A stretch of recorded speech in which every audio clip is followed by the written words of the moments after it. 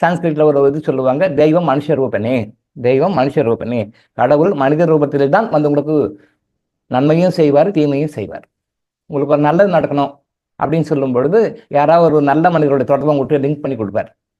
அப்போ அவரோட லிங்க் கிடைக்கும், ஃப்ரெண்ட்ஷிப் கிடைக்கும், அவங்க வழிகாட்டும், இப்படி செய்யுன்னு சொல்லுவாங்க. நீங்கள் அது நல்ல கஷ்டம் வெளியே வந்துடுவீங்க. உங்களுக்கு கெட்ட நடக்கணும், நீங்கள் கஷ்டப்படணும் போது அதுக்கு தான் மாதிரி யாராவது ஒருத்தர் அனுப்பிச்சு விடுவார். அவர் சில கைடன்ஸ் எல்லாம் கொடுப்பார்.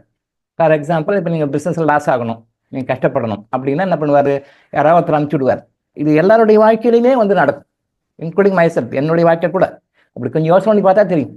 நல்லதுக்கெல்லாம் இவங்க யாரும் வந்து ஆரம்பிச்சு கொடுத்துக்கிறாங்க, கெட்டதுக்கெல்லாம் இவங்க வந்து ஆரம்பிச்சு காட்டி கொடுத்துக்கிறாங்க அப்படின்னு. ஒருத்தர் லாஸ் ஆகணும், கஷ்டப்படணும் அப்படின்னும் போது இன்னும் வருவார். சார் நீங்கள் வந்து ஷேர் பிஸ்னஸ் பண்ணால் இவ்வளோ பணம் வரும் சார், அதில் போனால் இவ்வளோ காசு வரும் சார், நீங்கள் பிட்காயினில் போனால் இவ்வளோ காசு வரும் சார், உட்காந்து சாப்பிடலாம் சார், விதின் 1 year 2 year இத்தனை கோடி சம்பாதிச்சிடலாம் சார் வந்து சொல்லுவார். அவர் சொல்லுவது வந்து கடவுள் அனுப்பிச்சு கொடுத்த ஆள் தான். உங்களுக்கு காப்பு சொருகிறார் கடவுள். இப்படி சொல்லுவார், வருவார். சார் இப்படி போட்டால் இப்படி வந்துடும், இப்படி போட்டால் இப்படி வந்துடும், நீ கடன் கூட வாங்கி போடுங்க பரவாயில்ல, நீங்கள் ஒரு 10 ரூபா வட்டிக்கு நீங்கள் வாங்கி போட்டுனா கூட இங்கே 30 ரூபா வட்டி வரும். அப்போ நீங்கள் 10 ரூபா போச்சு 20 ரூபா உங்களுக்கு லாபம் வரும். இப்படி ஒரு கால்குலேஷன் போட்டு எங்கேயே கொண்டு போய் விடுவார். ஓ அப்படியா, சரி வீட்டில் இருக்கிற நகையெல்லாம் வை, ப்ராப்பர்ட்டி விற்று, கடன் வாங்கு, அங்கே வாங்கி இங்கே வாங்கி போட்டு பிஸ்னஸ் போட்டு போயிடும், அடிச்சுட்டு போயிடும், தடவை துண்டு போட்டு உட்காந்து வேண்டியதுதான். யார் செய்கிறாங்க இந்த வேலையை? கடவுள் தான் பண்ணுறாரு.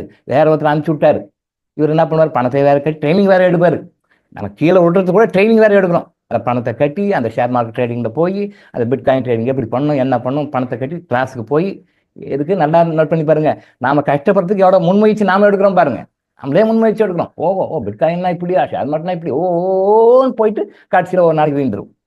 சொன்னவெல்லாம் ஒதுங்கிடுவான். ட்ரைனிங் கொடுத்தவனுக்கு போட்டு கட்டின ஃபீஸ் எல்லாம் ஃபீஸ் தான், கடைசியில் நாம வீந்துடும். இப்போ என்ன பண்ணுவார் கடவுள், நம்ம கர்மாவுக்கு தகுந்த மாதிரி சில பாடங்களை கற்றுக்கொண்டோமான்னு பார்ப்பார்.